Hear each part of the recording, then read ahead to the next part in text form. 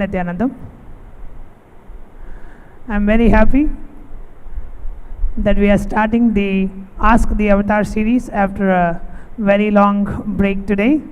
And today I'm very happy to announce the guest who is going to be sharing the stage with Swamiji. He is actually an inner awakening participant.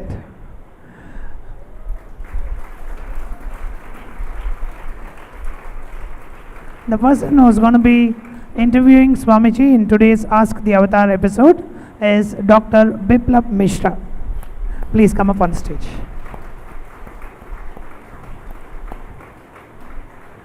Dr. Biplab Mishra is a professor of surgery in the All India Institute of Medical Sciences, well known as AIIMS, New Delhi. Please. He has spent more than 25 years in AIIMS, having joined the institute as an MBBS student in the year 1991. He is an expert in trauma surgery and thoracic surgery, which is also called as the chest surgery. He is well known for one amazing surgery that he conducted in the year 2008, where a 22-year-old man was implanted with a 4 by 4 centimeter iron bar which had gone through his chest and abdomen, just missing the heart by a few centimeters. The successful management of the case became world famous for the innovative technique used in the operation, for not just the dramatic presentation. Just go to the next slide. You can actually see the patient. He got into a road accident where the driver actually slept and the rod completely pierced his body. It actually came through his body fully, and Dr. Biplab ji actually completely performed the surgery within 17 days. Within 17 days, the patient actually got discharged from the hospital, and after his discharge, right after 17 days after this incident happened, this is how the patient looked. Yes. He is now, this patient is now married and he has children as well. He is the Dr. Biplab Mishra is also the pioneer in the management of perforation of heart due to accidents in India, which he started in the year 2008. And there are two medical entities or terms that are named after him, namely the Mishra phenomena and the Mishra's sign. So it's with a great honor and pleasure I welcome Dr. Biplab Mishra ji onto the stage. And I'm sure all of us are excited for the next episode of Ask the Avatar. Nityanandam. Yes. Nityanandam Swamiji. First Nityanandam. of all, so first I would like to ask you a question. We had a very glorious Vedic culture and technology thousands of years back. We had amazing powers and amazing technology. And there were people also who used to practice all this, who used to have those powers. And even many of the powers which are negative and which are present also at present, they were probably not there at that time also. So what was it, what is it actually that led us to fall from that human to subhuman we are at present? See, fundamentally, manifesting only powers and getting involved too much into powers and missing the state and the space of responsibility. If I have to give one line answer,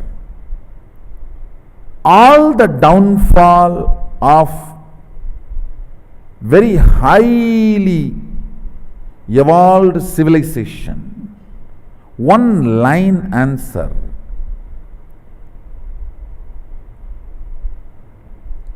we forgot the responsibility is as important as manifestation of powers.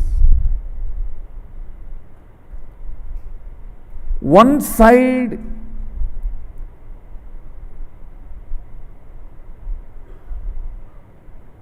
in the power manifestation, in the glory, excitement, the responsibility to handle those powers were forgotten. So next generations, they were empowered with powers but not enough responsible space to handle those powers. Like a Ashwatthama. Drona will never do such an irresponsible job of invoking Brahmastra out of sheer revenge. But unfortunately, Drona has done a biggest, I don't know what word I should utter or I should not utter, but whatever is said and done, reality is reality. Drona, out of his too much of attachment towards his son Ashwatthama, empowered Ashwatthama with the power of Brahmastra before even he empowered him with the responsibility to handle Brahmastra. This side, Arjuna as Brahmastra, but fortunately as a person like Krishna who has a power and responsibility both.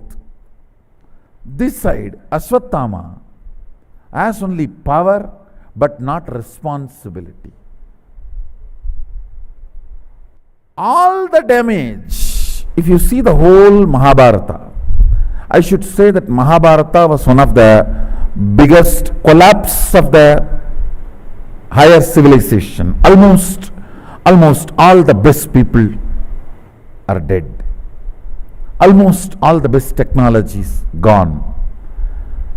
If you see the whole Mahabharata war, people empowered and responsible, people only empowered but not feeling responsible.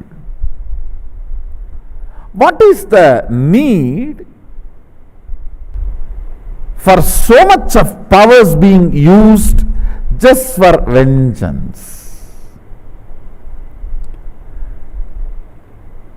And some of the fundamental mistakes happened. The blind spots, not only Drona. If you look little that side, even Krishna, the kind of a responsibility he showed when it came to Arjuna, unfortunately his own son empowered so much with powers but did not become responsible. I don't have an answer for,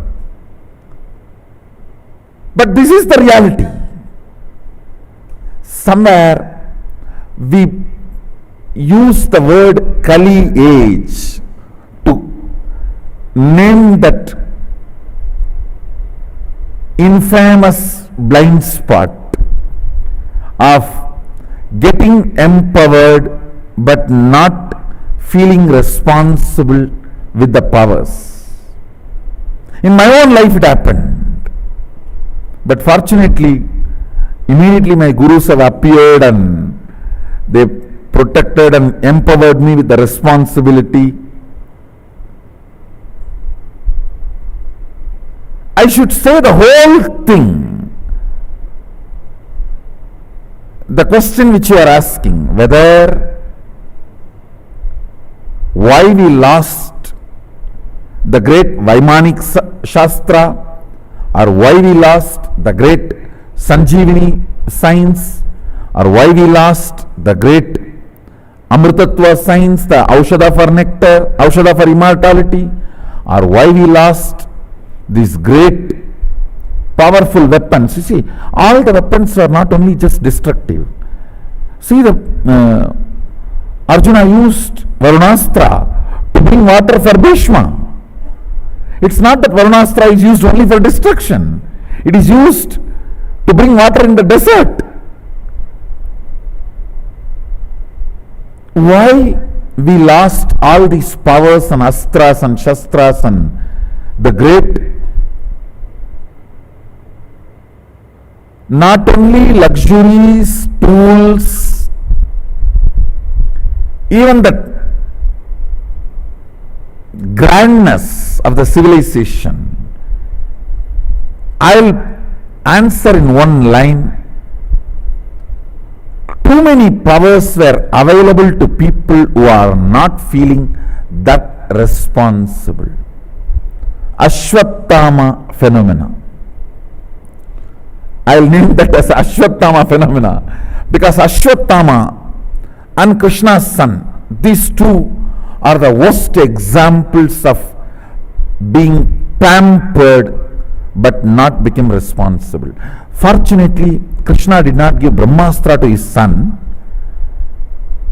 but surely the title Krishna's son he misused. He was not responsible even for that title. But here, Drona's son, not only the title, he even inherited all the powers of Drona. And people like him, they are responsible for the whole destruction. That is why again and again and again I insist on the state of Sadashiva, Nirvikalpa Samadhi first. From that operate responsibly, from that space let's manifest the powers. The whole science I am teaching, actually the whole new software I have developed,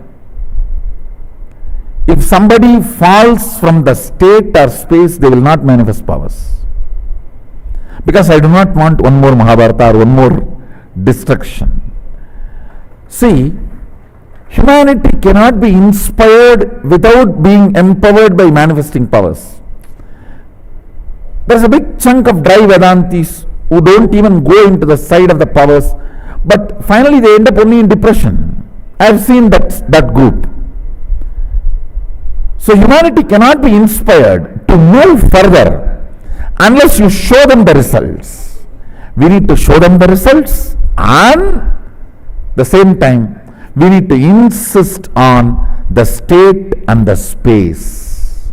So it is like a Shurasya Tara Vishita Nikecha, walking on the sharp sword and walking on the tight rope.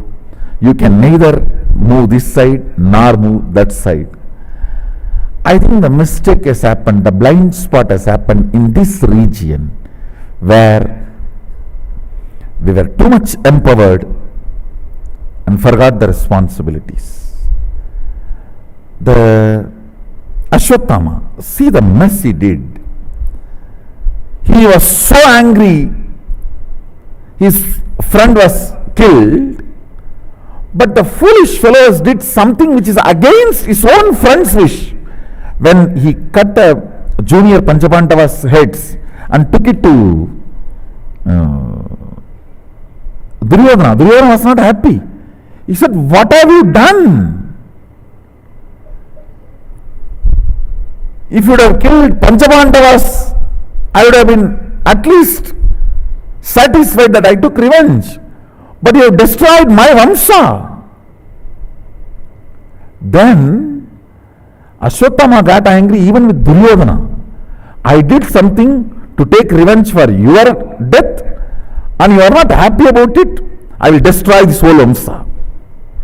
That is when he took the Brahmastra, sent it on Parikshittu. Then finally Krishna has to involve. He has to stop this whole thing. In one line, I'll put it. Power without responsibility is destruction. Responsibility without power, not even life begins. If there is only responsibility, no power, it will only be theory or dry Vedanta. Theories, theologies, people sit and go on be talking. If there is only power, no responsibility, it will be destruction. and somewhere we will have to balance power and responsibility both together. That is the only way we can revive the whole thing. Fortunately, the science is not completely out of planet Earth. It is still there. It is still there. The good news is still the whole science is available. The DNA is available. It can be retrieved. That's the good news.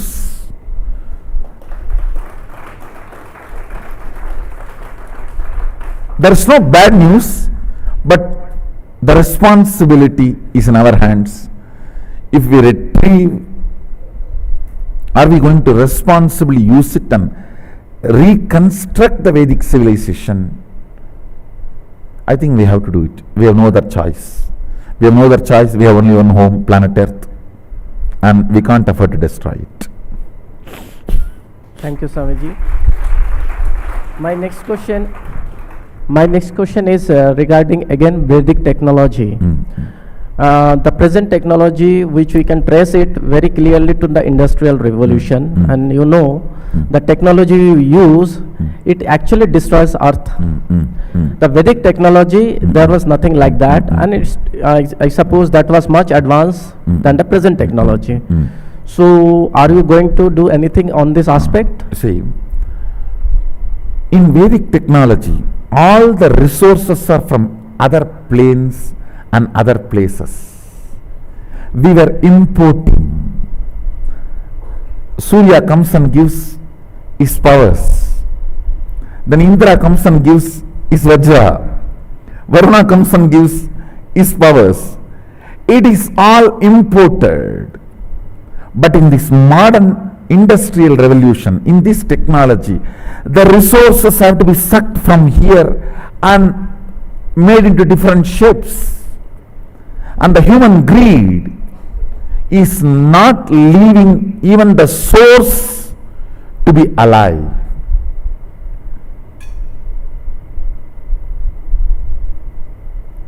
This is my responsibility. I will have to find alternative resources, fuel, energy, and bioenergy.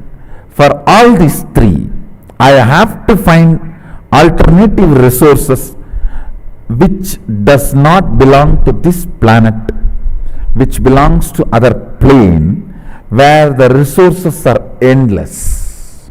See, the other plane resources, one good thing is, such large population does not exist in other planes. That's one. Second, such large demand does not exist there. So it is my responsibility. I have to find a solution. Let me be very clear. As on now, I don't have a solution. But I know for sure I will find a solution. Because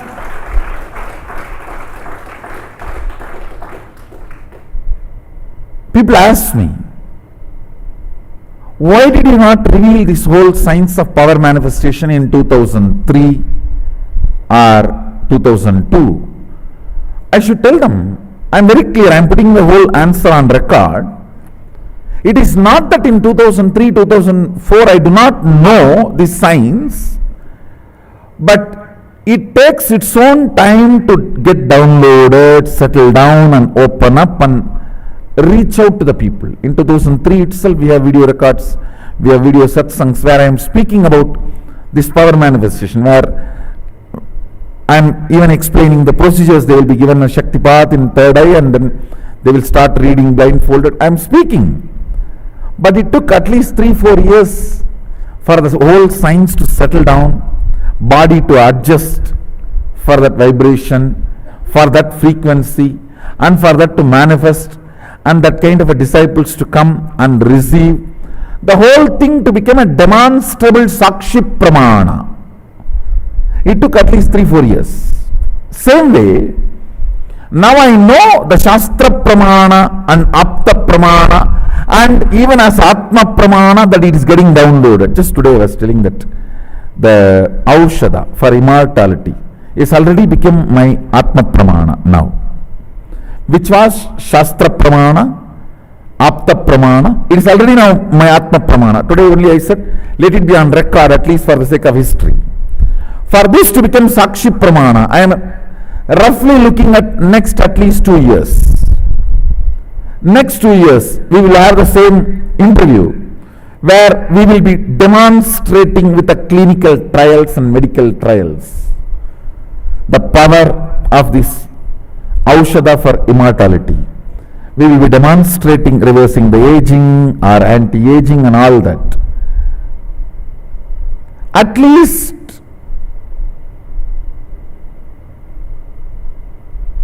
I can say, as Atma Pramana, what becomes, for that to become Sakshi Pramana, the time taken is what I call that revelation period. Whatever technical terms we may use, we may give. The good news is, all these sciences are not dead. We just need to take the responsibility to receive them and manifest them and properly organize it to make it user friendly and reach it out to the humanity. I should say my whole mission is that only. My whole life is that only. And surely, at least within next 5 years, I will find an alternative resource. Fuel, energy and bioenergy. When I use the word bioenergy, the energy which is needed to run the body. There will be, actually there is, the external resource which can make the human body without any food or the water or any need from this plane. So the preliminary understanding which I received, I started sharing through the Nirahara Samyama, but now I know there is a clear resource available. Maybe in next few years, the whole science, I'll manifest it for the humanity, which will be very user friendly. See, even now, it's not that science is unknown, but I need to make it as user friendly. I need to make this as practicable, where people can practice in this Vatavarana, in this weather, in this atmosphere, in this lifestyle, and the transition is very smooth, not risky, and legal, socially acceptable.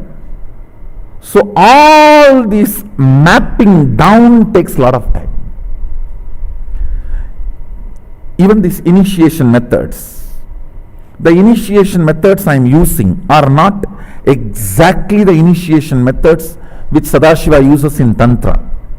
Some of those initiation methods are today not socially acceptable, legally acceptable. So now, the same experience, I will have to map it to this modern day society, modern day human body, and modern day human mind, and modern day legal system, the whole thing. In 2003 and 4, when the science was revealed to me, if I have started manifesting as it is revealed, in next 10 days I would have had specimens manifesting powers. But that system was not socially, morally, or legally acceptable. The initiation methodologies, the context setting, all that.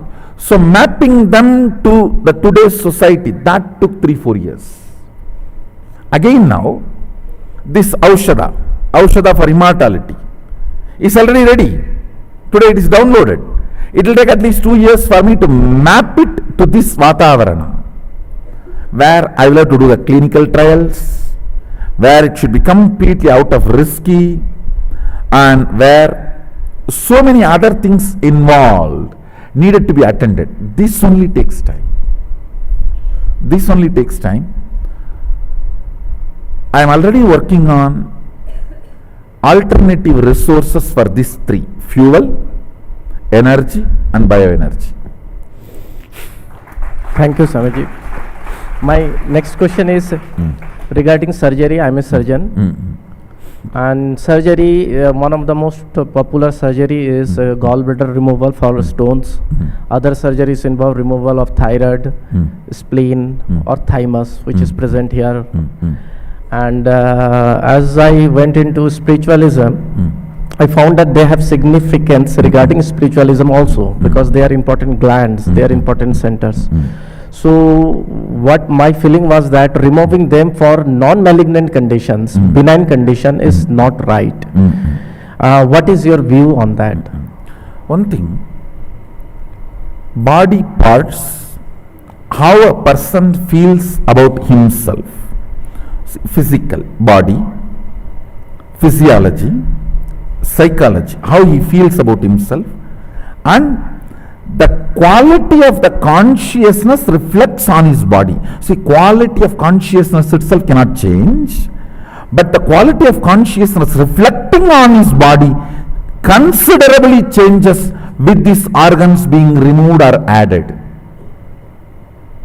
It's like a mirror reflecting the light. If there is a crack in this mirror or a part of the mirror is removed, the reflection does get affected. Even though the source light does not get affected, the reflection does get affected. So I strongly feel only for the sake of saving the life, means reflection, any part can be removed or added. And I also wanted to put this on record. Hindu tradition accepts organ donation. Sanatana Hindu Dharma, scripturally we have enough references of organ donation. Organ donation out of love, without any other greed or fear motive, is accepted. It is allowed. And ethics for doctors, the Hindu ethics for doctors, not to remove any organ unless it is dangerous for life, consciousness, reflection. So I am of the same opinion you have. Thank you, Swamiji. My next question is regarding modern medicine also, that is allopathy. And after practicing for more than 25 years in this field, I feel that there are gross deficiencies in our system. And I tried to study Ayurveda and other system also, and alternative medicines. And I found that my personal research tells me that they are much profounder. So the balance, the solution for me is there is definitely some good parts about the modern medicine. Yes. So the solution for me is to integrate that modern medicine with the Yes. alternative medicine. What is your take on that? Because when I came here, I have found immense possibilities here. So See, our traditional Ayurvedic Siddha and indigenous medical tradition, India has at least, I can say, 200 medical traditions. 200 medical traditions which has diagnosis and cure for larger number of diseases than allopathy. See, I am defining. India has at least 200 medical traditions. I am responsible for what I am uttering. India has 200 medical traditions which can diagnose and cure larger number of symptoms and diseases and disorders than the modern medicine. I am not saying completely dump the modern medicine. Surely modern medicine has done some amazing researches, discoveries and conclusions. All I am trying to say, all planes related to psychology, physiology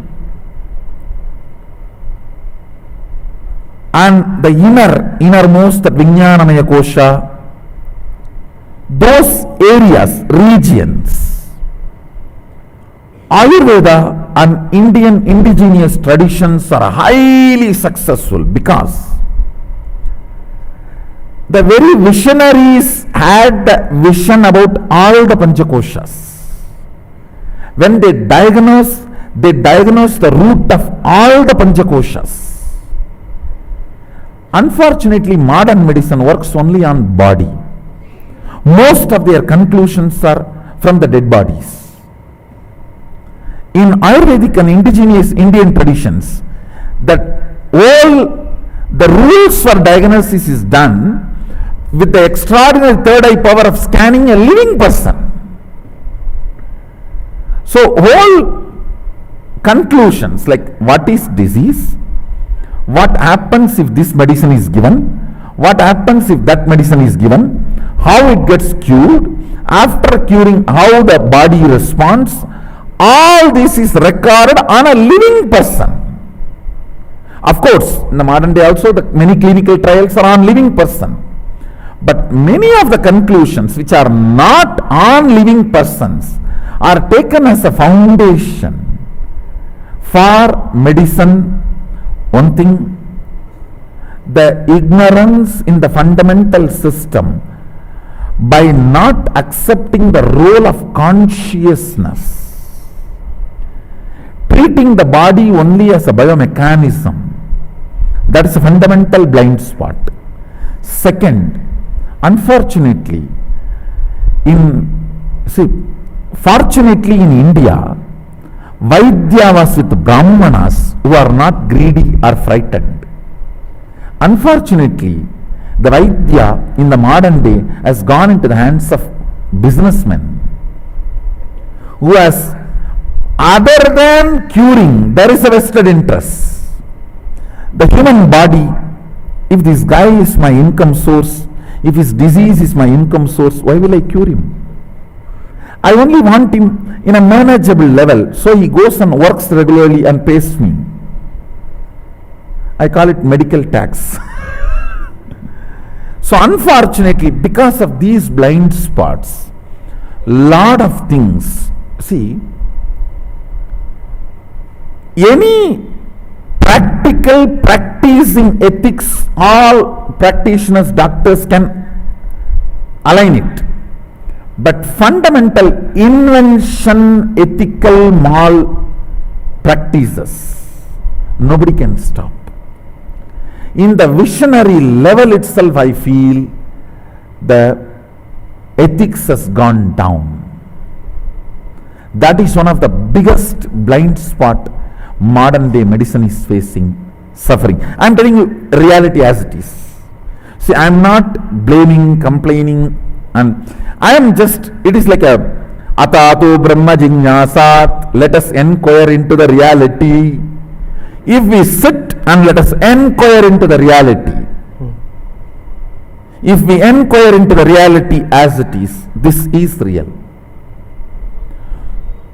Somewhere it is only Indian doctors who can do, and it is Indian doctors' responsibility of bringing the place of consciousness in the health sector, making the world understand we are conscious beings, not biomechanism. Diagnosis need to go beyond the body. The diagnosis needs to be done with all the 5 koshas as a complete diagnosis, and cure need to be done from the angle of consciousness. And these extraordinary possibilities and powers should be put under clinical trial, studied thoroughly, with the mode of internalizing them, not rejecting them. How much we can internalize with that mood. See, I don't want somebody who is completely saying yes, or I don't want somebody who is completely saying no. Somebody who is looking at how much we can internalize with that attitude if somebody studies this whole yogic science, Ayurveda and allopathy, brings the vision together, we will be doing a greatest service to humanity. I think only Indian doctors can do. I'm ready to take help from you. Would you like to collaborate? I think we should do something. We should do something. The world needs. World needs it. See, in US, a large number of doctors is from India. Indian doctors are well known. Even the American patients want to go to Indian doctors because of their ethics. And I think I can say that big chunk is Telugu doctors. No, see, the ethics is in their very being. Venkateshwara is responsible for the Americans getting ethical medicine. Because Venkateshwara is in the very system of Telugu people. When they become doctors, they always feel that they are committed to Venkateshwara. They are responsible for life, for ethics. I can say our beliefs about life and our belief about God, our belief about humanity, all that matters when it comes to ethics. But even they can only bring ethics in the practice level. What about the invention level? Only if we do something in India, the invention level ethics can be awakened or reawakened or rediscovered or whatever. From the level of Shushruta, the visionaries, great visionaries. And in India we had a great tradition called medical astrology or astrology medicine, where Varahamigira, the great masters, they will study even the nakshatra and grahas and time, and then based on that they will give medicines. Even all that was used for diagnosis. So somewhere all these understandings internalized medical system, which will be the greatest gift to the world from India. Let's hope and work on it. Swamiji, my next query is regarding vaccinations. Recently, a woman in US was jailed for not vaccinating her child. I actually personally researched into this matter for my personal inquiry. I found that there is major problem with vaccinations. They vaccines contain toxins like aluminum, and many of the advantages of vaccination which people have said, just like polio, they have said we have eradicated polio, but people have proven that they were not because of vaccination, they were because of sanitization, good sanitization. So still majority, I think more than 95% of medical fraternity still believes that vaccination is good. For personally, I don't believe vaccination is good. Though I am a surgeon, I research it with limited resources, but I would like to know your opinion on that. See, usually I never comment on any law of the land, and if something is law of the land, I try to keep myself away from commenting about it. I'll put it in one word. My pre-monastic brother is my disciple. He came and asked me, Swamiji, shall I vaccinate my 2 kids? I said no. Here ends my opinion.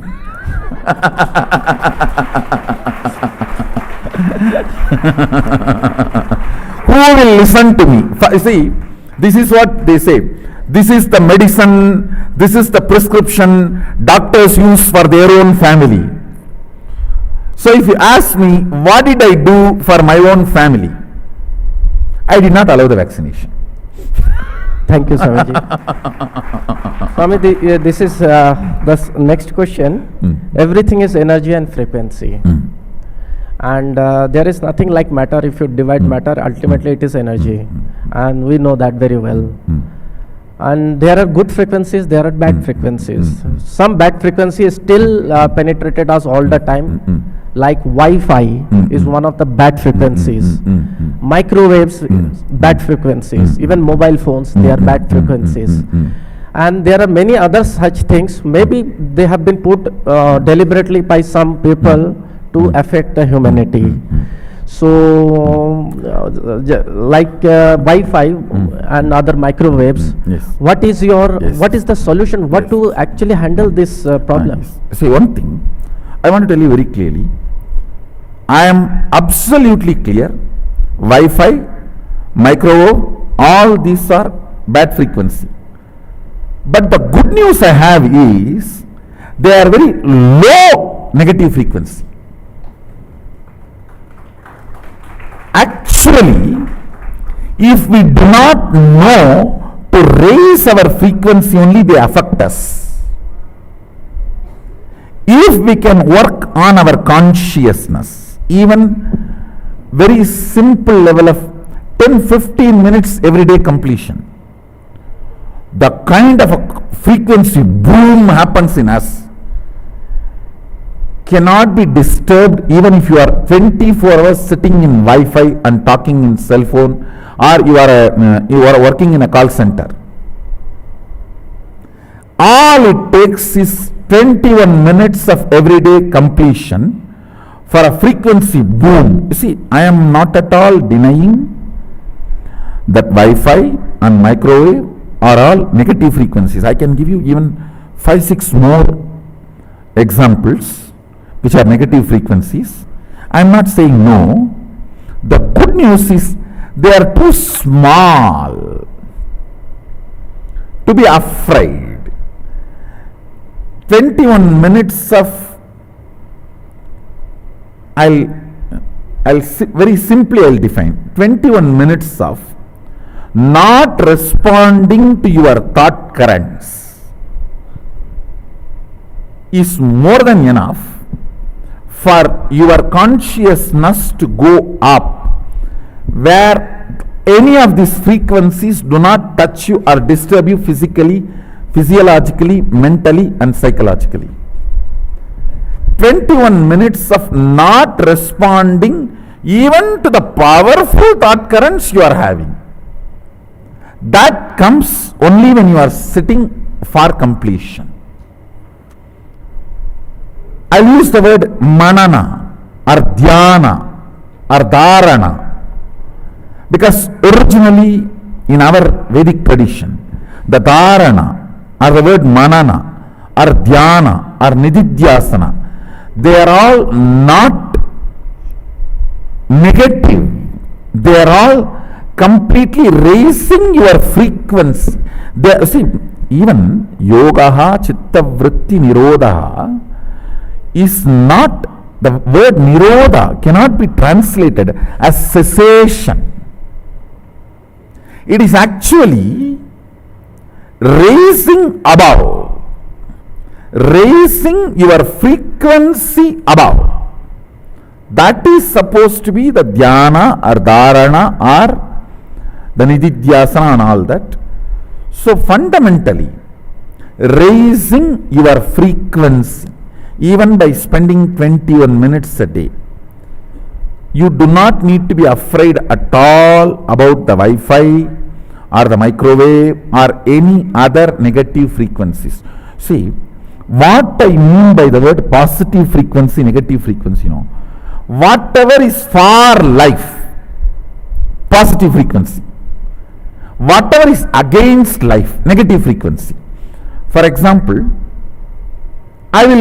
fundamentally I accept somarasa, but I don't accept this alcohol, wine, beer, brandy, whiskey and all that. People ask me, why both puts people high? Why are you accepting this? Why are you not accepting that? Somarasa does not damage your liver. Soma does not age you. It puts you in high, but it doesn't put you in delusion. It does not cause damages to your whole system. But the modern day alcohol, whiskey, beer, brandy and all that, they put people in high, but they do cause damage to the system. The Upanishad very clearly declares, Sadagum Samaga, desire to live hundreds of years. Anything which is supporting life is good. Anything which is disturbing the health is negative. Surely Wi-Fi, microwave, all these waves, I will only put it as negative because they are not supporting life. The good news is we can go above them because they are not that powerful if we decide to nullify them. So are you going to get Somrasa in near future? Very, very soon it will be decoded and made available to all of you. Thank you, Swamiji, for answering all my Thank you. questions. Thank you. Thank you, Doctor. Thank you, Thank you, sir. for wonderful time. I thank Dr. Biplab Mishra, who beautifully graced the stage today. I'm sure all of us enjoyed the very entertaining and exciting interview. And of course, whenever Swamiji answers any questions, we actually don't know what's going to come out, but it's always something very, very exciting and entertaining and enlightening. So with that, we come to the end of the Ask the Avatar series for the day. Thank you, Dr. Biplabji, and I really enjoyed. I enjoyed. Thank you for being here. My blessings to all of you. Let's all radiate with integrity, authenticity, responsibility, enriching, causing, living Shuddhadvaita Saivam, Sada Shivoham, the eternal bliss, Nityananda. Thank you. Be blissful.